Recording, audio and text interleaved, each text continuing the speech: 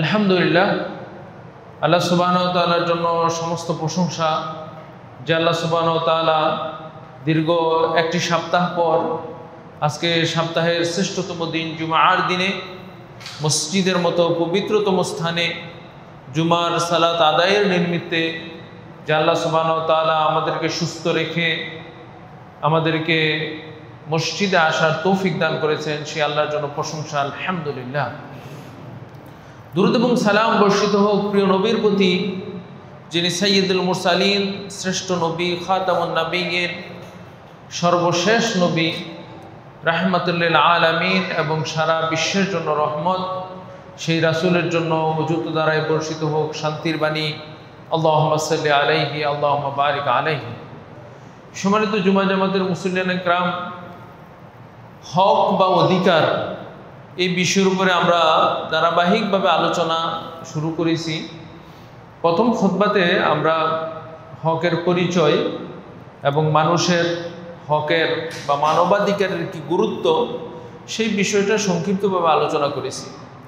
হক বা অধিকার এটা এমন একটা গুরুত্বপূর্ণ বিষয় যে প্রত্যেক মানুষ যদি তার উপরে যে দায়িত্ব, অন্যের যে হক রয়েছে তার উপরে, এটা যদি যথাযথভাবে আদায় করে তাহলে পৃথিবী শান্তিময় হবে। ছেলে এবং পিতার মধ্যে ঝগড়া তখনই হয় যখন পিতা অধিকার আদায় করে না অথবা ছেলে অধিকার আদায় করে না। স্বামী স্ত্রীর মধ্যে অনেক সময় তালাকেরও সংগঠন হয় যখন স্বামী স্ত্রী একে অপরের অধিকার আদায় করে না। শ্রমিক মালিকের মধ্যে দ্বন্দ্ব লেগে যায়। অনেক সময় শ্রমিক আপনার সে রাস্তা অবরোধ করতে বাধ্য হয়, কখন? যখন মালিক তার অধিকার যথাযথভাবে দেয় না। তো এমনিভাবে প্রতিটি সেক্টরে প্রতিটি ব্যক্তি যদি তার যথাযথ দায়িত্ব, অধিকার, তার যে কর্তব্য এটা যদি পালন করত তাহলে পৃথিবী শান্তিময় হতো। তো ইসলাম এটাকে এত গুরুত্ব দিয়েছেন যে একজন মানুষের জীবনের অধিকার, তার সম্পদের অধিকার, তার এমনকি তার চরিত্র, তার যে চরিত্র রয়েছে, সম্মান রয়েছে, এটারও অধিকার দিয়েছে। শুধু তাই নয়, একটা কুকুর, তারও অধিকার ইসলাম সংরক্ষণ করেছে। একটা কুকুরকে পানি পান করানোর কারণে, জীবন বাঁচানোর কারণেও একজন পাপিষ্ঠ মহিলাকে ক্ষমা করে দেওয়া হবে বলে হাদিসে বলা হয়েছে। আবার একটা বিড়াল, তাকে না খেয়ে মারার কারণেও একটা ভালো মহিলা, আবেদা মহিলাকেও জাহান্নামে দেওয়া হবে বলে বলা হয়েছে। এইভাবে ইসলাম প্রতিটা মানুষের অধিকার, প্রতিটা জীবজন্তুর অধিকার, এমনকি গাছপালা, কেউ যদি ফলদার বৃক্ষ বিনা কারণে কেটে দেয় তার জন্য তাকে জাহান্নামের হুঁশিয়ারি দেওয়া হয়েছে। আবার রাস্তা থেকে একটা কাঁটাদার বৃক্ষ যদি কেউ সরিয়ে দেয়, একটা কষ্টকর বস্তু যদি রাস্তা থেকে সরিয়ে দেয়, তার জন্য তাকে জান্নাতের ঘোষণা দেওয়া হয়েছে। তাহলে মানুষের অধিকারের ব্যাপারে ইসলাম কত গুরুত্ব দিয়েছে। তো সম্মানিত উপস্থিতি, এই অধিকারের একটা অধিকার নিয়ে আমরা আজকে কথা বলবো, সেটা হলো আল্লাহর হক, হাক্কুল্লাহ বা আল্লাহর হক। এ বিষয়ে আমরা সংক্ষিপ্ত আলোচনা করবো। আমা তৌফিক ইল্লা বিল্লাহ, আলাইহি তাওয়াক্কালতু ওয়া ইলাইহি উনীব। আমাদের যে বিষয়টা জানা উচিত, আমরা অনেকেই জানি যে স্বামী স্ত্রীর কী অধিকার, ছেলে মেয়ের কী অধিকার, এই বিষয়গুলি আমাদের জানা থাকলেও যে আল্লাহর কী অধিকার, যে আল্লাহ সুবহানাহু ওয়া তাআলা আমাদেরকে সৃষ্টি করেছেন, যে আল্লাহ সুবহানাহু ওয়া তাআলা আমাদেরকে এই পৃথিবীতে বসবাসযোগ্য করেছেন, এই পৃথিবীকে সুন্দর করেছেন, এই পৃথিবীকে আমাদের জন্য বসবাসের উপযোগী করেছেন, সেই আল্লাহ সুবহানাহু ওয়া তাআলার কী অধিকার, কী হক রয়েছে, তিনি আমাদের থেকে কী চান, এই বিষয়টা আমাদের প্রত্যেকেরই জানা উচিত। এই সংক্রান্ত একটা হাদিস রাসূল সাল্লাল্লাহু আলাইহি সাল্লাম উল্লেখ করেছেন, যেটা সহিহ বুখারীর মধ্যে 2856 নম্বর হাদিস এবং সহিহ মুসলিমের মধ্যে 30 নম্বর হাদিস। হাদিস বর্ণনা করেছেন রাসূল সাল্লাল্লাহু আলাইহি সাল্লামের বিশিষ্ট সাহাবী, যিনি প্রশাসনিক দক্ষতা রাখতেন, মুআয ইবনে জাবাল রাদিয়াল্লাহু তাআলা আনহু, যাকে রাসূল সাল্লাল্লাহু আলাইহি সাল্লাম জীবদ্দশায় গভর্নর করে তিনি ইয়ামেনে পাঠিয়েছিলেন, ইয়ামেনের শাসনকর্তা হিসেবে তাকে পাঠিয়েছিলেন। তিনি বলেন যে কুনতু রাদিফান নবী সাল্লাল্লাহু আলাইহি ওয়াসাল্লাম আলা হিমারিন, একদিন আমি রাসূল সাল্লাল্লাহু আলাইহি সাল্লামের সাথে ওর গাদার উপরে চড়ে বসলাম। রাসূল সাল্লাল্লাহু আলাইহি সাল্লাম সামনে বসছেন, মুআজ রাদিয়াল্লাহু তাআলা আনহু পিছনে বসছেন একই গাদার উপরে। এবার রাসূল সাল্লাল্লাহু আলাইহি সাল্লাম বললেন, ইয়া মুআজ, কুলতু, মুআজ বলেন যে আমি বললাম, লাব্বাইক ইয়া রাসূলুল্লাহ, হে আল্লাহর রাসূল, আমি তো উপস্থিত, আপনার পিছনেই তো আছি। তখন রাসূল সাল্লাল্লাহু আলাইহি সাল্লাম বললেন, আতাদরি মা হাক্কুল্লাহি আলাল ইবাদ, তুমি কি বলতে পারো যে বান্দার উপরে আল্লাহর কি হক রয়েছে? আল্লাহর কি হক রয়েছে বান্দার উপরে? তখন মুআজ রাদিয়াল্লাহু তাআলা আনহু বলেন যে কুলতু, আমি বললাম, আল্লাহ ওয়া রাসূলুহু আ'লাম, যেটা সাহাবীগণ বলতেন সবসময়। রাসূল সাল্লাল্লাহু আলাইহি ওয়াসাল্লাম কোনো বিষয়ে প্রশ্ন করলে তারা বলে দিতেন যে আল্লাহ এবং তার রাসূল এই বিষয়ে ভালো জানেন। তখন রাসূল সাল্লাল্লাহু আলাইহি ওয়াসাল্লাম বললেন, ফা ইন্না হাক্কাল্লাহি আলাল ইবাদি আইয়াবুদুহু ওয়া লা ইউশরিক বিহি শাইআন, আল্লাহর হক বান্দার উপরে, বান্দা যেই কাজটা আল্লাহর জন্য করবে সেটা হলো আইয়াবুদুহু, একমাত্র আল্লাহর ইবাদত করবে, ওয়া লা ইউশরিক বিহি শাইআন, এবং আল্লাহর সাথে কাউকে শিরিক করবে না। এবার রাসূল সাল্লাল্লাহু আলাইহি ওয়াসাল্লাম বললেন, ফাহাল তাদরি মা হাক্কুল ইবাদি আলাল্লাহ, এবার বান্দার কি হক রয়েছে আল্লাহর উপরে? ইজা ফাআলু যালিকা, বান্দা যদি যথাযথভাবে আল্লাহর ইবাদত করে এবং আল্লাহর সাথে কাউকে শরিক না করে, তখন বান্দার কি প্রাপ্য আল্লাহর কাছ থেকে, দেখি তুমি বলতে পারো? তখন মুআজ রাদিয়াল্লাহু তাআলা আনহু বলেন যে আল্লাহ এবং তার রাসূল ভালো জানেন। তখন রাসূলুল্লাহ সাল্লাল্লাহু আলাইহি সাল্লাম বলেন, হাক্কুল ইবাদি আলাল্লাহি ইজা ফাআলু যালিকা, যদি কোনো বান্দা আল্লাহর হক যথাযথভাবে আদায় করে, আল্লাহ ইউআযিব, আল্লাহ তাকে শাস্তি দিবেন না। তাহলে আমরা তো সবাই শাস্তি থেকে বাঁচতে চাই, জাহান্নামের শাস্তি, কবরের শাস্তি, মৃত্যুর সময়ের শাস্তি, হাসরের ময়দানের শাস্তি, সমস্ত শাস্তি। এখানে আযাবটা না কেরা মানে সমস্ত আযাবকে বোঝানো হয়েছে। সমস্ত আযাব থেকে যদি বান্দা বাঁচতে চায়, সমস্ত আযাব থেকে যদি সে মুক্ত হতে চায়, তাহলে কি করতে হবে? আল্লাহর হক আদায় করতে হবে। তাহলে আমাদের জানা দরকার যে আল্লাহ রাব্বুল আলামিনের কি হক রয়েছে, কি প্রাপ্য রয়েছে আমাদের মধ্যে, সেটা আমাদের জানা দরকার। সম্মানিত উপস্থিতি, সেটা হলো কি, যেটা রাসূল সাল্লাল্লাহু আলাইহি সাল্লাম বলেছেন, সেটা হলো হাক্কুল্লাহি আলাল ইবাদি আইয়াবুদুহু ওয়া লা ইউশরিক বিহি শাইআন। দুইটা হক। এক নম্বর হলো যে আল্লাহর ইবাদত করা, একমাত্র আল্লাহর ইবাদত করা। দুই, আল্লাহর সাথে কাউকে শরীক না করা। এটা সংক্ষিপ্তভাবে আমরা আরো বলতে পারি যে শিরিক মুক্ত ইবাদত করা। শিরিক মুক্ত ইবাদত করা, এটা আল্লাহর হক। আল্লাহ রাব্বুল আলামিন আপনাকে যে এই পৃথিবী দিয়েছেন, এত সম্পদ দিয়েছেন, কিছুই চান না আল্লাহ, কিছুই চান না। একটা জিনিস চান, সেটা হলো আপনি যখন ইবাদত করবেন, ইবাদতের মধ্যে যাতে কোনো শিরিক না থাকে। সম্মানিত উপস্থিতি, তাহলে একটা হক, এই হকটা নিয়ে আজকে আমরা কথা বলবো। সম্মানিত উপস্থিতি, যে কোনো ইবাদত, সেই ইবাদতের মধ্যে যদি তাওহীদ না থাকে, শিরিক থাকে, তাহলে সেই ইবাদত আল্লাহর কাছে কোনো প্রয়োজন নেই। আমরা আইয়ামে জাহিলিয়াতের কথা জানি, যেই সময় রাসূল সাল্লাল্লাহু আলাইহি সাল্লাম পৃথিবীতে এসেছিলেন, মক্কাতে এসেছিলেন, এবং ওই যুগটাকে বলা হয় অন্ধকার যুগ, বর্বরতার যুগ। আপনার ওই যুগের মানুষ কিন্তু ইবাদতহীন ছিল না। আপনারা অনেকে মনে করতে পারেন যে তারা হয়তো কোনো ইবাদত করতো না, মানে আল্লাহকে ভুলে গিয়েছিল। না, তারা কিন্তু আল্লাহকে ভুলে যায় নাই, তারা আল্লাহকে বিশ্বাস করত। এবং রাসূল সাল্লাল্লাহু আলাইহি সাল্লামকে কোরআনে বারবার আল্লাহ বলছেন, হে রাসূল, আপনি তাদেরকে জিজ্ঞেস করেন যে আসমান জমিন কে সৃষ্টি করছে, তারা বলবে আল্লাহ। মেঘ বৃষ্টি কে নাজিল করে, তারা বলবে আল্লাহ। সন্তানাদি কে দেয়, তারা বলবে আল্লাহ। এই চন্দ্র সূর্য কে উত্থিত করে, তারা বলবে আল্লাহ। মানে তাদেরকে আল্লাহ স্বীকৃতি দিচ্ছেন যে আপনি তাদেরকে জিজ্ঞেস করেন, তারা কিন্তু বলবে না, আল্লাহকে অস্বীকার করবে না। তার মানে আল্লাহর প্রতি তাদের বিশ্বাস ছিল। দুই, বিশ্বাসের সাথে সাথে তাদের কর্মও ছিল। সহিহ বুখারীর বর্ণনায় পাওয়া যায় যে রাসূল সাল্লাল্লাহু আলাইহি সাল্লাম যখন মক্কাতে ছিলেন, তখন আশুরার সিয়ামটা তিনি কুরাইশদের থেকে দেখে দেখে সিয়াম শুরু করেন। আয়েশা রাদিয়াল্লাহু তাআলা থেকে হাদিস, তিনি বলেন যে কানা কুরাইশু ইয়াসুমুনা ইয়াউমুল আশুরা, আশুরার দিনে কুরাইশরা সিয়াম পালন করত। তখন রাসূল সাল্লাল্লাহু আলাইহি সাল্লাম সিয়াম পালন শুরু করেন। তখন তিনি মদিনাতে গেলেন, তখন দেখলেন যে মদিনার ইহুদি মক্কাতে ছিলেন পৌত্তলিক, তারা সিয়াম পালন করে, মদিনার ইহুদিরাও পালন করে। তখন রাসূল সাল্লাল্লাহু আলাইহি ওয়াসাল্লাম তাদেরকে জিজ্ঞাসা করছেন যে তোমাদের কেন সিয়াম রাখো? মক্কাতে কিন্তু তিনি জিজ্ঞাসা করেন নাই যে কেন সিয়াম পালন করেন আপনারা। মক্কাতে কুরাইশরা পালন করতেন, তিনিও সিয়াম পালন করতেন। তাহলে দেখেন তাদের সিয়ামও ছিল, তাদের হজ ছিল, মক্কাবাসীগণ হজ পালন করতেন।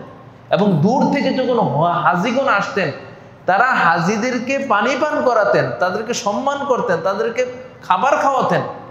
তো মক্কাবাসীগণ ইবাদত করতেন, আল্লাহকে বিশ্বাস করতেন, কিন্তু তাদের মধ্যে কোন জিনিসটার ঘাটতি ছিল, কমতি ছিল, ছিল না কোনটা? সেটা ছিল তারা ইবাদত করত কিন্তু একমাত্র আল্লাহর ইবাদত করতো না। তারা ইবাদত করত, তারা বিশ্বাস করতো আল্লাহ, কিন্তু একমাত্র আল্লাহকে বিশ্বাস করতো না। তারা মনে করত যে আল্লাহ সুবহানাহু ওয়া তাআলাও যেমন তিনি আমাদেরকে দেন, একটা মাধ্যমে দেন। এই জন্য তারা মাধ্যম হিসাবে আপনার লাত, উজ্জা, মানাত, হুবল এবং মক্কার এই কাবাগরের মসজিদে ৩৬০টা মূর্তি, এইগুলি তারা রেখেছিলেন মাধ্যম হিসাবে। লিউকাররিবুনা ইলাল্লাহি যুলফা, যেটা আল্লাহ সূরা জুমারের ৩ নম্বর আয়াতে বলছেন। যে আপনি তাদেরকে জিজ্ঞেস করেন যে তোমরা এইগুলির ইবাদত করো কেন, তখন তারা বলবে যে আমরা এগুলির ইবাদত করি না, করি এই জন্য তারা আমাদেরকে আল্লাহর কাছে পৌঁছে দিবে। সম্মানিত উপস্থিতি, এই জন্য আপনি দেখবেন যে আজকাল মুসলমানদের মধ্যে ইবাদত আছে, সালাত সিয়াম দেখতে পাওয়া যায়, কিন্তু একনিষ্ঠতার সহিত আল্লাহ যেভাবে চান আল্লাহর হক আদায় করে ইবাদত হচ্ছে কিনা এটা আমাদের দেখতে হবে। কারণ মক্কাবাসীগণ ইবাদত করার পরেও আল্লাহ তাদেরকে জাহান্নামী বলেছেন। কুলিয়া ইউল কাফিরুন, কাফের বলে আল্লাহ রাব্বুল আলামিন সম্বোধন করেছেন সূরা কাফিরুনের মধ্যে। অথচ তারা আল্লাহকে বিশ্বাস করতো। তাদের ছেলেদের নাম, রাসূল সাল্লাল্লাহু আলাইহি ওয়াসাল্লামের বাবার নাম কি ছিল? আব্দুল্লাহ ছিল। ছেলেদের নাম ভালো ভালো নাম তারা রাখতো, কেন? আল্লাহকে বিশ্বাস করতো। তো সম্মানিত উপস্থিতি, একটা জিনিস মনে রাখতে হবে, সেটা হলো যে ইবাদত করতে হবে একনিষ্ঠতার সহিত। আপনি যদি মনে করেন যে আল্লাহর ইবাদত করলাম এবং আল্লাহর সাথে অন্যকে শরীক করলাম এবং আল্লাহর কাছে যাওয়ার মাধ্যম হিসাবে অন্য কাউকে ধরলাম, তাহলে আমাদের ইবাদত মক্কাবাসীর ইবাদত যেমন কবুল হয় নাই, কোনো কাজে আসে নাই, আমাদের ইবাদতও কাজে আসবে না। আমাদের সমাজে অনেকেই আছেন যে তারা মনে করেন যে আমরা যেই গুনাহগার, আমরা আল্লাহর কাছে যাওয়া সম্ভব নয়, এই জন্য আমরা আমাদের কাউকে বুজুর্গানে দিন বলেন অথবা যারা ওলি আল্লাহ বলেন, যারা গাউস কুতুম বলেন, তাদেরকে ধরতে হবে এবং তাদের মাধ্যমে আমাদের আল্লাহর কাছে যেতে হবে। তখন এই বিশ্বাস যদি আপনার মনে থাকে, তাহলে আপনি যত ইবাদত করেন না কেন ওই ইবাদত কোনোই কাজে আসবে না। এই জন্য আল্লাহ রাব্বুল আলামিন কোরআনের যত জায়গায় ইবাদতের কথা বলছেন, এই ইবাদতের অর্থ হলো ইখলাসের সহিত ইবাদত করা। যেমন আল্লাহ সূরা ফাতিহার মধ্যে, যেটা আমরা সালাতের প্রত্যেক রাকাতে পড়ি, ইয়্যাকা না'বুদু ওয়া ইয়্যাকা নাস্তাঈন। ইয়্যাকা না'বুদু, আসলে শব্দটা না'বুদু ইয়্যাকা এইরকম হইলে আরবিতে মানে আরবি ভাষার যে নিয়ম এইটা ঠিক হয়, কিন্তু ভাষাতে যখন আগেরটা পরে চলে আসে, পরেরটা আগে চলে আসে, তখন একমাত্র বুঝায়। এই আয়াতের মধ্যে ইয়্যাকা আগে আনার কারণে আরবি ভাষাতে বোঝা যায় একমাত্র আমরা আপনার ইবাদত করি, আপনার ইবাদতের সাথে অন্য কারো ইবাদত করি না। ওই ইয়্যাকা নাস্তাঈন, এবং আপনার কাছেই একমাত্র আমরা সাহায্য চাই। তো সম্মানিত উপস্থিতি, আল্লাহ রাব্বুল আলামিন কোরআনের শুরুতে এই বার্তাটা দিচ্ছেন যে তোমরা যদি ইবাদত করতে চাও তাহলে ইবাদত করতে হবে একমাত্র আল্লাহ। শুধু ইবাদত করলে হবে না, একমাত্র আল্লাহর ইবাদত করতে হবে। আরেকটা আয়াত আসছে সূরা বাইয়িনাতের ৫ নম্বর আয়াত, ৩০ পারার সূরা, ওয়ামা উমিরু ইল্লা লিয়াবুদুল্লাহা মুখলিসিনা লাহুদ্দিন। আল্লাহ বলেন যে ওয়ামা উমিরু, আমি কিছুই আদেশ দেই নাই, ইল্লা, তবে যেইটা আদেশ দিয়েছি, ইল্লা লিয়াবুদুল্লাহা মুখলিসিনা লাহুদ্দিন, তারা যখন ইবাদত করবে তখন ইখলাসের সহিত ইবাদত করতে হবে। শিরিক যুক্ত ইবাদত আল্লাহ গ্রহণ করবেন না। এই জন্য আল্লাহর হক হলো শিরিক মুক্ত তাওহীদ ইবাদত, এটা হলো আল্লাহ রাব্বুল আলামিনের হক। এবং আল্লাহ রাব্বুল আলামিন বিভিন্ন ইবাদতের ক্ষেত্রে এই কথাটা উল্লেখ করেছেন। যেমন আমরা সালাতের ক্ষেত্রে বলতে পারি, যেটা সূরা নামের ১৬২ নম্বর আয়াতে আল্লাহ বলছেন, কুল ইন্না সালাতি ওয়া নুসুকি ওয়া মাহইয়ায়া ওয়া মামাতি লিল্লাহি রাব্বিল আলামিন। হে রাসূল, আপনি বলে দিন নিশ্চয়ই সালাত, আমার সালাত, ওয়া নুসুকি, আমার কুরবানি, আমার জীবন, আমার মরণ কার জন্য? একমাত্র আল্লাহর জন্য। এটা যদি আপনি কিছু আমার হুজুরের জন্য, কিছু আল্লাহর জন্য, কিছু দুনিয়ার জন্য, এটা করলে কিন্তু হবে না। সালাত একমাত্র আল্লাহর জন্যই। আপনি সালাতে আসবেন আর মনে করবেন যে মানুষ আমাকে মুসল্লি বলবে, মানুষ আমাকে ভালো বলবে, এই সালাত আল্লাহ গ্রহণ করবেন না। সম্মানিত উপস্থিতি, এই জন্য সালাত একমাত্র, কুরবানি একমাত্র আল্লাহর জন্য, জীবন মরণ পুরো জীবনটা হবে আল্লাহর জন্য। এইরকম ইখলাস, এইরকম নিষ্ঠা, এটা যদি থাকে তাহলে আল্লাহর হক আপনি আদায় করছেন। আর আল্লাহর হক যদি আদায় করেন তাহলে আল্লাহ আপনাকে আযাব থেকে বাঁচাবেন। তো এই জন্য আল্লাহর হক আমাদের আদায় করতে হবে। সিয়ামের ব্যাপারে আল্লাহ রাব্বুল আলামিন একই কথা বলছেন, যেটা সহিহ বুখারীর হাদিস। আবু হুরায়রা রাদিয়াল্লাহু তাআলা আনহু বলেন, হাদিসে কুদসি আল্লাহ বলতেছেন, কুল্লু আমাল ইবনে আদম লাহু ইল্লা সিয়াম। প্রত্যেক আমল বান্দা তার জন্য করে, ইল্লা সিয়াম, তবে সিয়াম আমার জন্য। আস-সাওমু লি ওয়া আনা আজজি বিহি, সিয়াম আমার জন্য। তাহলে একমাত্র সিয়াম, সালাত যেমন আল্লাহর জন্য পড়তে হবে, সিয়ামও কেবলমাত্র একমাত্র আল্লাহর জন্যই রাখতে হবে। কারণ সিয়াম এমন একটা ইবাদত যেটা মানুষকে দেখানো যায় না, একমাত্র আল্লাহর জন্যই হয়। হজের ব্যাপারে আল্লাহ রাব্বুল আলামিন একই কথা বলছেন, ওয়ালিল্লাহি আলান নাসি হিজ্জুল বাইতি মান ইসতাতা ইলাইহি সাবিলা, সূরা আলে ইমরানের ৯৭ নম্বর আয়াত।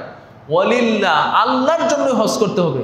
আপনি হজে গেলেন আর একেবারে হজে গেলেন কি জন্য? যে মানুষ আপনাকে হাজি বলবে। অথবা হজে গিয়ে আপনি এমন কার্যক্রম করলেন যেটা এখন তো মোবাইলের যুগ আসার কারণে, বিভিন্ন অনুষ্ঠান হওয়ার কারণে আজকে ইখলাস ধরে রাখা কঠিন হয়। মানুষ ইখলাস ধরে রাখা কঠিন হয়, কারণ মানুষ আজকে সেলফি দিচ্ছেন, কিছু সাহায্য করতেছে, এটা আবার প্রচার করতেছে। ভালোর জন্য যদি প্রচার করেন ভালো, যে আমারটা দেখে অন্য উৎসাহিত হবে, তাহলে ভালো। কিন্তু আপনি মনে করেন যে লোকজন আমাকে দানবীর বলবে, লোকজন আমাকে হাজি বলবে, লোকজন আমাকে এই বলবে সেই বলবে, তাহলে আর এটা ইখলাস থাকলো না, একমাত্র আল্লাহর জন্য হলো না। কারণ আপনার ইবাদত হবে একমাত্র আল্লাহর জন্য। যদি আল্লাহর সাথে কাউকে শরীক করেন, যে আল্লাহকেও সন্তুষ্ট করলাম, সাথে অন্য কেউ একটু সন্তুষ্ট হলো, দুনিয়াতে কিছু ফায়দা নিলাম, এক ডিলে দুই পাখি মারা, এটা কিন্তু আল্লাহর দ্বারা সম্ভব না। আল্লাহর ইবাদত একমাত্র আল্লাহর জন্য করতে হবে, এক ডিলে এক পাখি মারতে হবে। তারপর যদি দুনিয়ার কেউ কিছু বলে সেটা ভিন্ন, কিন্তু আপনার মনে একটাই উদ্দেশ্য থাকবে, যে আমি সালাতে আসছি কার জন্য? আল্লাহর জন্য। আমি যাকাত দিচ্ছি কার জন্য? আল্লাহর জন্য। সিয়াম রাখতেছি কার জন্য? আল্লাহর জন্য। হজে যাচ্ছি কার জন্য? আল্লাহর জন্য। এইরকম যদি মন মানসিকতা চিন্তা হয়, তাহলে আপনি আল্লাহর হক যথাযথভাবে আদায় করলেন। আর আল্লাহর হক যদি আদায় করেন তাহলে আল্লাহ আপনাকে শাস্তি দিবেন না, আর যদি হক না আদায় করেন তাহলে আল্লাহ শাস্তি দিবেন। দোয়ার ব্যাপারে আল্লাহ একই কথা বলছেন, ওয়াকালা রাব্বুকুম উদউনি আস্তাজিব লাকুম। তোমরা আমাকে ডাকো, আমি তোমাদেরকে ডাকে সাড়া দেব। আমাকে ডাকো, উদউনি, আমাকে তোমরা ডাকো। সম্মানিত উপস্থিতি, এই জন্য সমস্ত ইবাদত আমাদেরকে করতে হবে একমাত্র আল্লাহর জন্য, যেটা আল্লাহর হক। তারপরে মুআয ইবনে জাবালের হাদিস, রাসূল সাল্লাল্লাহু আলাইহি ওয়াসাল্লাম জিজ্ঞাসা করলেন যে বান্দার হক কি তুমি জানো? আল্লাহর হক যদি আদায় করে তাহলে বান্দার উপরে হক কি? তখন মুআয ইবনে জাবাল বললেন যে আল্লাহ এবং তার রাসূল ভালো জানেন। তখন রাসূল সাল্লাল্লাহু আলাইহি ওয়াসাল্লাম বললেন যে হাক্কুল ইবাদি আলাল্লাহি আল্লা ইউআযিব। বান্দা যদি এই কাজটা করে, দেনা পাওনার বিষয়, কোরআনের মধ্যে আপনি যখন ইবাদত করবেন, আপনি তো ইবাদত করতে বাধ্য, কারণ আল্লাহ আপনাকে সৃষ্টি করছেন ইবাদতের জন্য। কিন্তু আল্লাহ রাব্বুল আলামিন বলতেছেন যে তোমরা যদি আমার ইবাদত করো, আমি তোমাদেরকে তার বিনিময় দেব। ইন তানসুরুল্লাহা ইয়ানসুরুকুম, তোমরা যদি আল্লাহকে সাহায্য করো, আল্লাহ তোমাকে সাহায্য করবেন। ফাযকুরুনি আযকুরকুম, তোমরা যদি আমাকে স্মরণ করো, আমি তোমাদেরকে স্মরণ করব। আল্লাহটা আগে দিতে হবে, তারপর আল্লাহ দিবেন। তো এখানেও আল্লাহ বলতেছেন যে তোমরা আমার হক আদায় করো, আমি তোমাদের হক আদায় করব। আমি কি হক আদায় করব? আমি তোমাদেরকে শাস্তি থেকে বাঁচিয়ে সেই জান্নাতে তোমাদেরকে প্রবেশ করাবো। তো সম্মানিত উপস্থিতি, আমরা যে আমলগুলি করি, সে আমলের অনেক পর্যায় হয়। একটা আমল করলেই যে সবাই সমান মর্যাদা পাবে এরকম বিষয় না। পরীক্ষা দেওয়ার মতো, অনেক ছাত্র পরীক্ষা দেয়, তার মধ্যে কেউ আপনার A+ পায়, কেউ A পায়, কেউ মাইনাস পায়, কেউ আবার ফেলও করে। তা আমল যে করে মানুষ, এই যে সালাতে আসে লোকজন, সিয়াম রাখে, এই যে হজ করতে যায়, সবার কিন্তু একরকম প্রতিদান হবে না, একরকম পুরস্কার হবে না। বরং প্রতিদানের ক্ষেত্রে অনেক ভিন্নতা হবে। কেন? আল্লাহর হকের কারণে। কিয়ামতের দিন যে পরিস্থিতি হবে, তাদের মধ্যে একদল আমলকারী এমন হবে যেই আমলকারীকে আল্লাহ রাব্বুল আলামিন আমলের কারণে জাহান্নামে দিবেন। আমলের কারণে আমরা জানি যে জাহান্নামে মানুষ কেন যাবে? যে আমল করবে না, কাজ করবে না, সালাত পড়ে নাই, সিয়াম রাখে নাই, যাকাত দেয় নাই, সত্য কথা বলে নাই, হ্যাঁ, পরিবারের হক আদায় করে নাই, ব্যবসাতে দুর্নীতি করেছে, চাকরিতে ঘুষ খেয়েছে, তাদেরকে জাহান্নামে দিবেন। এটা তো জানি সবাই। কিন্তু আমল করার কারণেও আল্লাহ তাকে জাহান্নামে দিবেন। আল্লাহ রাব্বুল আলামিন সূরা গাশিয়া, এই সূরার মধ্যে বলছেন, হাল আতাকা হাদিসুল গাশিয়া, তোমরা এই কিয়ামত সম্পর্কে কি তুমি জানো? তারপর আল্লাহ রাব্বুল আলামিন কিয়ামতের দিনে দুই শ্রেণীর লোকের কথা উল্লেখ করেছেন। প্রথমে তিনি বলছেন আমিলাতুন নাসিবা, আমল করতে করতে ক্লান্ত শ্রান্ত। আল্লাহ আতাকা হাদিসুল গাশিয়া উজুহু ইয়াউমাইদিন খাশিয়া, ওই দিন একদল লোকের চেহারাটা নত হবে, ভীত সন্তুষ্ট হবে, নিচু হবে। একদল লোকের চেহারা কারা? তারা আমিলাতুন নাসিবা, যারা আমল করতে করতে ক্লান্ত শ্রান্ত হয়ে পড়ছে, পরিশ্রান্ত হয়ে পড়ছে। আমরা তো আমল করি একটু সুযোগ পাইলে, এখন সময় আছে একটু সালাত পড়ে আসি, একটু সময় আছে পকেটে টাকা আছে 10টা টাকা দান করি। কিন্তু আমলের মধ্যে ক্লান্ত শ্রান্ত কি?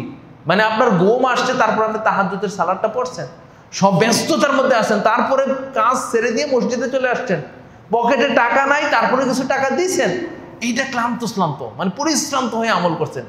তো আল্লাহ রাব্বুল আলামিন বলতেছেন যে কিয়ামতের দিন একদল লোকের চেহারা নিচু থাকবে। তারা কারা? তারা হলো ক্লান্ত শ্রান্ত আমলকারী, মানে আমল করছে খুব কষ্ট করে। তাসলা নারান হামিয়া, ওই সময় লোকদেরকে জান্নাতে দেওয়ার কথা, কিন্তু আল্লাহ রাব্বুল আলামিন বলতেছেন যে ওই সকল লোকদেরকে আমি জাহান্নামের আগুনে প্রবেশ করাবো। তুসকা মিন আইনিন আনিয়া, তাদেরকে গরম পানি আমি তাদেরকে খাওয়াবো। লাইসা লাহুম তাআমুন ইল্লা মিন দারি, তাদের জন্য কোনো খাবার থাকবে না কাঁটা জাতীয় খাবার ছাড়া। লা ইউসমিনু ওয়া লা ইউগনি মিন জুহ, আর এই খাবারের দ্বারা তারা তাদের শরীরও হৃষ্টপুষ্ট হবে না, তাদের খিদাও নিবারণ হবে না। এই হলো একদল লোকের আমল। এই ব্যাখ্যায় ইমাম ইবনে ওমর রাদিয়াল্লাহু তাআলা আনহু, সাহাবিয়া ওমর রাদিয়াল্লাহু তাআলা আনহু, দ্বিতীয় খলিফা ওমর রাদিয়াল্লাহু তাআলা আনহু, তিনি যখন সিরিয়াতে যাচ্ছিলেন বাইতুল মুকাদ্দাস বিজয়ের জন্য, তখন তিনি একজন খ্রিস্টান পাদ্রীকে দেখলেন যে আমল করতে করতে, মানে দেশ ছাড়া, মানে গড় ছেড়ে তিনি বনে জঙ্গলে চলে আসছেন। আমল করতে করতে, কাজ করতে করতে, ইবাদত করতে করতে তার একেবারে চামড়াগুলি হাড্ডির সাথে লেগে গেছে। ওমর রাদিয়াল্লাহু তাআলা আনহু দেখে কেঁদে ফেললেন যে এই লোকটা এত পরিশ্রম করতেছে, কিন্তু আল্লাহ রাব্বুল আলামিন তাকে এই পরিশ্রম করার পরেও তাকে জাহান্নামে দিবেন, কারণ সে সঠিকভাবে পরিশ্রম করে না, সে আল্লাহর হক আদায় করে না। তখন ওমর রাদিয়াল্লাহু তাআলা এই আয়াতগুলি পাঠ করলেন, হাল আতাকা হাদিসুল গাশিয়া উজুহু ইয়াউমাইদিন খাশিয়া আমিলাতুন নাসিবা। সম্মানিত উপস্থিতি, এই জন্য ইবাদতের মধ্যে হক থাকতে হবে। যেমন আল্লাহ রাব্বুল আলামিন কয়েকটা ইবাদতের ক্ষেত্রে বলছেন, তিনি ফাওয়াইলুল লিল মুসাল্লিন, 30 পারার সূরা সবাই জানেন। আল্লাহ বলতেছেন ফাওয়াইলুল লিল মুসাল্লিন, মুসল্লিদের জন্য ওয়াইল, দুজক। কেন? আমরা তো জানি যে মুসল্লিদের জন্য জান্নাত, যারা সালাত পড়বে তাদেরকে আল্লাহ জান্নাত দিবেন। কিন্তু আল্লাহ এখানে বলতেছেন যে ফাওয়াইলুল লিল মুসাল্লিন, মুসল্লিদেরকে আমি ওয়াইল, দুজকে দেব, তাদের জন্য দুর্ভোগ রয়েছে।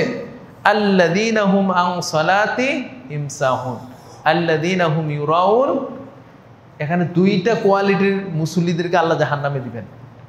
সেটা কি? এক প্রকার কোয়ালিটির মুসল্লি হলো যারা সালাতের ব্যাপারে উদাসীন। আল্লাহ বলছেন যে সালাতে যখন দাঁড়াবা মনে করে যে আমার সামনে দাঁড়াইছো, কিন্তু এটা উদাসীন। আরেকটা হলো যে তারা দেখানোর জন্য সালাত আদায় করে, আল্লাহর হক এখানে অনুপস্থিত। কারণ আপনি দেখানোর জন্য সালাত পড়বেন না, সালাত পড়বেন কার জন্য? আল্লাহর জন্য। তাহলে আল্লাহর হক এখানে মিস হয়েছে, আল্লাহর হক এখানে নেই। এই কারণে আল্লাহ রাব্বুল আলামিন ইবাদত করার পরেও তাদেরকে জাহান্নামে দিবেন। সম্মানিত উপস্থিতি, তাহলে একদল ইবাদতকারীকে আল্লাহ রাব্বুল আলামিন জান্নাতে না দিয়ে জাহান্নামে দিবেন। কেন? আল্লাহর হক তথা তাওহীদের সহিত শিরিক মুক্ত ইবাদত না করার কারণে।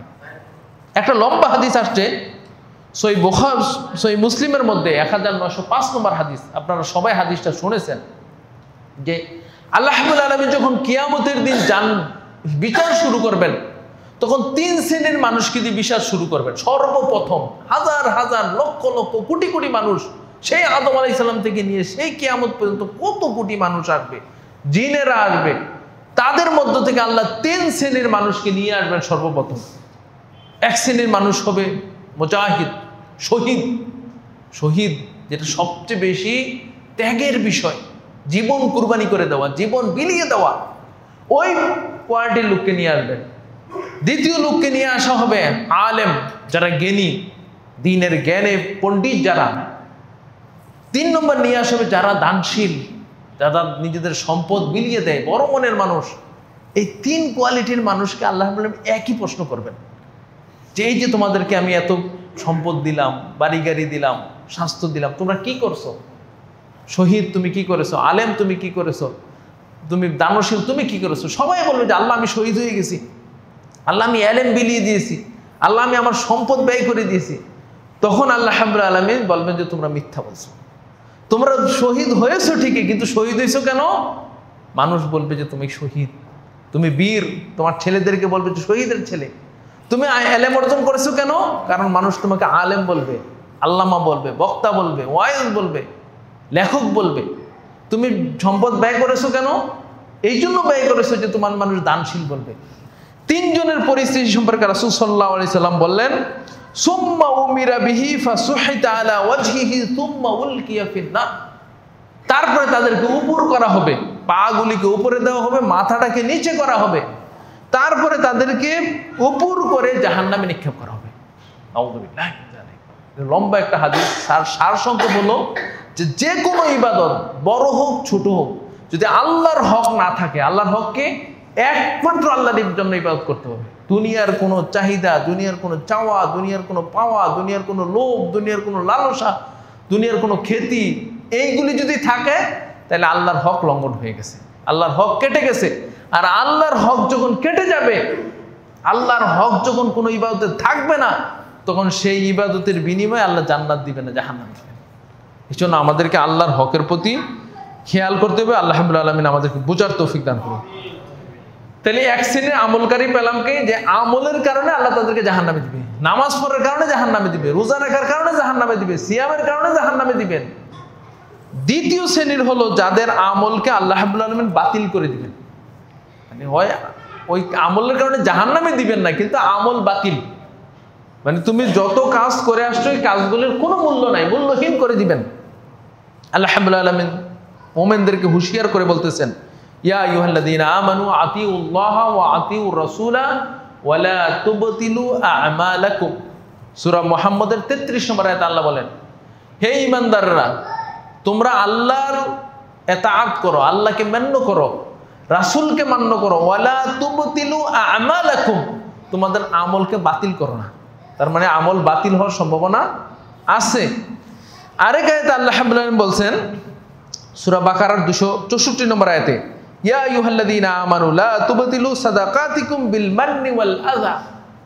তোমরা তোমাদের সাদাকা, দানগুলিকে বাতিল করে দিও না, বিল মান্নি ওয়াল আযা। মান বলা হয় মানে আপনার খোঁটা দিয়ে, আপনি দান করলেন, দান করলে খোঁটা দিলেন, একজনকে দান করেছেন, দান করে পরোক্ষরে বললেন যে আমি তোকে এটা দিয়ে নেই, মসজিদে অনেক টাকা দান করে বললেন আমি মসজিদে এটা দিই নেই, মানে খোঁটা দেওয়া। কোনো কারণে যদি খোঁটা দাও তাহলে তোমাদের দান বাতিল হয়ে যাবে। ওয়াল আযা, আরেকটা হলো কষ্ট, মানে একটা কাজ করে বা দান সৎকার করে অনেক কষ্ট লাগলে এত কিছু দিয়ে দিলাম, এই কষ্ট যদি থাকে তাহলে আল্লাহ রাব্বুল আলামিন গ্রহণ করবেন না। এই জন্য ইবাদত গ্রহণের ক্ষেত্রে 3টা বিষয় লাগে। 1 নম্বর হলো মহাব্বত, খাউফ আর রেদা। যে কোনো ইবাদতের মধ্যে মহাব্বত থাকতে হবে। আপনি যে সালাতে আসছেন মহব্বতে, যেমন আপনি গ্রামের বাড়িতে ঈদের সময় যান মহব্বতে, কেউ ছেলের বাড়িতে যায়, মেয়ের বাড়িতে যায়, কেন? মহব্বতে। ছেলের বাড়িতে যাচ্ছে, মেয়ের বাড়িতে যাচ্ছে, বেড়াইতে যাচ্ছে, মহব্বতে। অনুরূপভাবে আল্লাহর ইবাদত করতে হবে মহব্বতে। আপনি যদি মনে বাধ্য হয়েই করলাম, মনের মধ্যে একটু মহব্বত না থাকে, তাহলে ইবাদত গ্রহণ করা হবে না। 2 নম্বর হলো খাউফ আর রাদা, ভয় থাকবে আর আশা থাকবে। ভয় থাকবে যে আমার ইবাদত নাও হতে পারে, আমার ইবাদত আল্লাহ বাতিলও করে দিতে পারে। আর একটা হলো আশা থাকবে যে না আমি ঠিক মতো করছি, আল্লাহর হক আদায় করেছি, রাসূলের নিয়ম মতো করেছি, সুতরাং আমার হবে ইনশাল্লাহ ইবাদত। তুমি খাউফ এবং রাজা পাখির দুইটা ডানার মতো বলা হয়েছে, যে দুই ডানা দুইবার, একবার হয় এই ডানা আরেকবার ওই ডানা, মানে খাউফ এবং রাজার মধ্যে মোমেন্ট থাকবে, সাথে মহব্বত। তো এখানে আল্লাহ রাব্বুল আলামিন বলছেন যে তোমাদের দানগুলোকে তোমরা বাতিল করো না খোটা দিয়ে, আর হলো তোমরা মানে একবার মনক্ষুণ্ণ হয়ে যে আমি এত টাকা দিয়ে দিলাম, এটা করলে হবে না। তারপর আল্লাহ রাব্বুল আলামিন বলছেন কাল্লাযী ইউনফিকু মালাহু রিয়াআন নাস, ওই ব্যক্তির মতো যেই ব্যক্তি মানুষকে দেখানোর জন্য আমল করে, দেখানোর জন্য দান করে, তার কি অবস্থা হবে? কামাসালি সাফওয়ান আলাইহি তুরাবুন ফাআসাবাহু ওয়াবিলুন ফাতারাকাহু সালদা। দেখানোর জন্য যারা কাজ করবে তাদের কাজের উদাহরণ আল্লাহ রাব্বুল আলামিন দিয়েছেন সূরা বাকারার 264 নম্বর আয়াতে, যে তাদের উদাহরণ হলো একটা বড় পাথরের উপরে কিছু ধুলাবালি, আর এই ধুলাবালি হঠাৎ করে প্রচন্ড বেগে আপনার ঝড়ো বৃষ্টি আসছে, আসার পরে ধুলাবালির কি অস্তিত্ব থাকবে? কিছুই নাই। বলো যে তাদের আমল হলো ওই ধুলাবালির উপরে, যেই ধুলাবালিগুলি পাথরের উপরে পড়ে আছে, আর প্রচন্ড বেগে আপনার বৃষ্টি এসে এগুলিকে ধুয়ে দিয়েছে, শেষ করে দিয়েছে। তাদের আমল এভাবে বাতিল করে দেওয়া হবে। তো সম্মানিত উপস্থিতি, তাহলে আল্লাহর হক যদি না থাকে তাহলে আল্লাহ রাব্বুল আলামিন আমলকে বাতিল করে দিবেন। আরেকটা কাজ আল্লাহ রাব্বুল আলামিন করবেন 3 নম্বরে, যেটা সেটা হলো আমল কবুল করবেন না। আল্লাহর হক যদি না থাকে তাহলে আল্লাহ রাব্বুল আলামিন আমল কবুল করবেন না। যেমন আপনারা কুরবানি আসলে শুনেন যে আদম আলাইহিস সালামের 2 ছেলে কুরবানি করেছিল, একজনেরটা আল্লাহ কবুল করছেন, বা তুকব্বিলা মিন আহাদিহিমা ওয়া লাম ইউতাকাব্বাল মিনাল আখার, একজনেরটা আল্লাহ কবুল করছেন কিন্তু আরেকজনেরটা কবুল করেননি। তার মানে আমল কবুল হতেও পারে নাও হতে পারে। কেন আল্লাহ কবুল হয় নাই? তাফসিরে আসছে যে হাবিল এবং কাবিলকে যখন কুরবানির জন্য বলা হয়েছিল তখন হাবিল কুরবানি দিয়েছে কি সবচেয়ে ভালোটা, যে আল্লাহর জন্য দেব, সবচেয়ে ভালোটা দিয়েছেন। আর কাবিল মনে করেছে যে আল্লাহর জন্যই তো দেবো, এটা তো আর উপকার ভোগ করতে পারবো না, চলেই যাবে, সে সবচেয়ে নিম্নমানেরটা দিয়েছে। এই জন্য আল্লাহ রাব্বুল আলামিন তারটা কবুল করেন নাই। সম্মানিত উপস্থিতি, এই জন্য আমল কবুল, এই জন্য আমল কবুলের আবার 3টা শর্ত আছে। 1 নম্বর শর্ত হলো আপনার আকীদা সহিহা, সহিহ বিশ্বাস হতে হবে। 2 নম্বর তরিকা সহিহা, একেবারে বিশুদ্ধ তরিকায় রাসূল সাল্লাল্লাহু আলাইহি ওয়াসাল্লামের তরিকায় কাজ করতে হবে। আর 3 নম্বর যেটা সেটা হলো ইখলাসুল নিয়া, নিয়তের মধ্যে ইখলাস থাকতে হবে। এটি হলো আল্লাহর হক। নিয়তের মধ্যে যদি ইখলাস না থাকে যে একমাত্র আল্লাহর জন্য আমি এই কাজটা করছি, তাহলে আপনি যত কাজ করেন না কেন আমল আল্লাহ রাব্বুল আলামিন কবুল করবেন না। এই জন্য আমরা দেখতে পাই যে ইব্রাহিম আলাইহিস সালাম যখন কাবাঘর নির্মাণ করলেন তখন তিনি আল্লাহর কাছে কবুলের দোয়া করতেছেন, ওয়াইয ইয়ারফাউ ইব্রাহিমুল কওয়াইদা মিনাল বাইতি ওয়া ইসমাঈল রব্বানা তাকাব্বাল মিন্না ইন্নাকা আনতাস সামিউল আলিম। যখন ইব্রাহিম আলাইহিস সালাম কাবাঘর নির্মাণ করলেন তখন তিনি আল্লাহর কাছে দোয়া করেছেন, আল্লাহ আপনি কবুল করে নেন। তো সম্মানিত উপস্থিতি, এই জন্য আমল কবুলের হতে হবে, কিন্তু কবুল হওয়ার জন্য শর্ত হলো কি আল্লাহর হক আদায় করতে হবে। আর আল্লাহর হক কি? একমাত্র আল্লাহর ইবাদত করা, তার সাথে কাউকে শরীক না করা। আল্লাহ রাব্বুল আলামিন আমাদেরকে যথাযথভাবে আল্লাহর হক আদায় করার তৌফিক দান করুন, এবং আমাদের মধ্যে যে রিয়া রয়েছে, মানুষকে দেখানো, নাম কামানো, আমাকে বাহবা বলা, এই থেকে যেতে আল্লাহ আমাদেরকে বেঁচে থাকার তৌফিক দান করেন। আজকে এইটা খুব বেশি দেখা যাচ্ছে সব শ্রেণীর মানুষের মধ্যে। একটা ভালো কাজ করলে আমরা এটা দেখানোর জন্য বেশি উঠে পড়ে লাগি। আপনি যদি নিয়ত এরকম হয় যে আমার এই কাজটা দেখে আরো 10 জন জানবে, মানবে, উপকৃত হবে, আলহামদুলিল্লাহ, এটা ভালো। কিন্তু এমন যদি নিয়ত আপনার মনে থাকে যে আমার এই কাজটা দেখে আমাকে বাহবা দিবে, আমাকে ভালো বলবে, আমাকে অমুক বলবে, আমাকে তমুক বলবে, এটা যদি আপনার মনে থাকে তাহলে এটার জন্য আল্লাহর হক লঙ্ঘন হবে। কারণ যে কোনো ভালো কাজ, যে কোনো আমল করতে হবে একমাত্র আল্লাহর জন্য। আপনি আল্লাহর জন্য কিছু করলেন, আল্লাহর বাহিরে কিছু করলেন, এইটা আল্লাহ রাব্বুল আলামিন গ্রহণ করবেন না। ইন্নাল্লাহা তাইয়্যিবুন লা ইউকবালু ইল্লা তাইয়্যিব। আল্লাহ রাব্বুল আলামিন পবিত্র, তিনি পবিত্র ছাড়া গ্রহণ করেন না। আমরা মনে করছি আমাদের মতো যে আমার একটু সমস্যা আছে, মানে কিছু টাকা দিলেই এটা সমস্যার সমাধান হইবে না। কিয়ামতের দিন যদি এমন হয় যে আমি তো, আল্লাহ রাব্বুল আলামিন কিন্তু এই জন্য সব জানিয়ে দিয়েছেন কবরে কি প্রশ্ন হবে, হাসরে কি প্রশ্ন হবে, কিভাবে আপনার আমল গ্রহণযোগ্য হবে। কারণ কিয়ামত একবারই, কবর একবারই, আর ফিরে আসার সুযোগ নেই যে আল্লাহ আমার ভুল হয়ে গেছে, আমি সুন্দর করে করবো, আবার আমাকে ফিরিয়ে দেন, এই সুযোগটা নেই। এই জন্য আল্লাহ রাব্বুল আলামিনের হক আদায় করেই আমাদেরকে যথাযথভাবে আমল করতে হবে। আল্লাহ রাব্বুল আলামিন আমাদেরকে আল্লাহর হক বুঝার এবং আমল করার তৌফিক দান করুন। হাযা সাল্লাল্লাহু আলা নবিয়িনা মুহাম্মদ ওয়া আলা আলিহি ওয়া আসহাবিহি আজমাইন। আল্লাহুম্মা সাল্লি আলাইহি ওয়া বারিক আলাইহি। আলহামদুলিল্লাহ আলহামদুলিল্লাহ ওয়াহদা ওয়াসসালাতু ওয়াসসালামু আলা মান লা নাবিয়্যা বা'দা। قال الله تعالى في كلامه المجيد أعوذ بالله من الشيطان الرجيم إن الله وملائكته يصلون على النبي يا أيها الذين آمنوا صلوا عليه وسلموا تسليما اللهم صل على محمد وعلى آل محمد كما صليت على إبراهيم وعلى آل إبراهيم إنك حميد مجيد। সম্মানিত উপস্থিতি, আল্লাহ রাব্বুল আলামিনের হক যদি লঙ্ঘিত হয়, আপনি আল্লাহর জন্য কাজ করতে পারেন নাই, মানুষকে দেখানোর জন্য করেছেন, নাম কামানোর জন্য করেছেন, এইটা থেকে যে ক্ষমা পাওয়া সহজ। আপনি আল্লাহর জন্য করতে পারেন নাই, শিরিকে আমল ছিল, রিয়া ছিল, সুমআ ছিল, মানুষকে দেখানো ছিল, এটা যদি আপনি বুঝতে পারেন তাহলে এইটা থেকে ক্ষমা নেওয়া সহজ, কারণ এটা আল্লাহর সাথে জড়িত। আপনি তাওবা করেন, তাওবার জন্য 6টা শর্ত। এই 6টা শর্তের মধ্যে প্রথম কি, 1 নম্বর হলো তাওবা করতে হবে একমাত্র আল্লাহর জন্য, গুনাহ থেকে ফিরে আসতে হবে একমাত্র আল্লাহর জন্য। আমরা অনেকে গুনাহ ফিরে আসি, ডাক্তারের কাছে আপনি গেছেন, কারণ ডাক্তার বলতেছে যে আপনার হার্টের সমস্যা হয়েছে, বিড়ি সিগারেট খাওয়া যাবে না, আপনি বলেন যে বিড়ি সিগারেট আর খাবো না, এটার নাম কিন্তু তাওবা না, কারণ আপনি বিপদে পড়ে আপনি ফিরে আসছেন। হ্যাঁ, আপনার ফুসফুসের সমস্যা হয়েছে, বলে যে আপনার মদ খাওয়া যাবে না, মাদক গ্রহণ করেন, ফিরে আসলেন, এটার নাম কিন্তু তাওবা না। তাওবা হলো যে আল্লাহকে সন্তুষ্টির জন্য, আল্লাহ নিষেধ করছেন, রাসূল নিষেধ করছেন, আমি এটা করবো না, এতদিন করছি ভুল করছি, এতদিন করছি অন্যায় করছি, এতদিন করছি অপরাধ করছি, এই চিন্তা, এই চেতনা, এই মানসিকতা নিয়ে যখন আপনি ফিরে আসবেন, এটার নাম তাওবা, আল্লাহর জন্য তাওবা। এটা হলো 1 নম্বর শর্ত। 2 নম্বর শর্ত হলো যে যেই পাপ আপনি করতেছেন এই পাপ ছেড়ে দিতে হবে। পাপও করবেন, তাওবাও চলবে, এটা হবে না, তাওবার জন্য পাপ ছেড়ে দিতে হবে। 3 নম্বর শর্ত হলো যে অতীতে যে পাপ করছেন এর জন্য লজ্জিত হওয়া, নিজেকে অপরাধী ভাবা, নিজেকে ধিক্কার দেওয়া যে আমি কি করলাম, এটা তো করা উচিত হয়নি। 4 নম্বর শর্ত হলো যে ভবিষ্যতে আপনি এই কাজ করবেন না, তার দৃঢ় সংকল্প করা মনে মনে যে এই কাজ আমি আর করব না।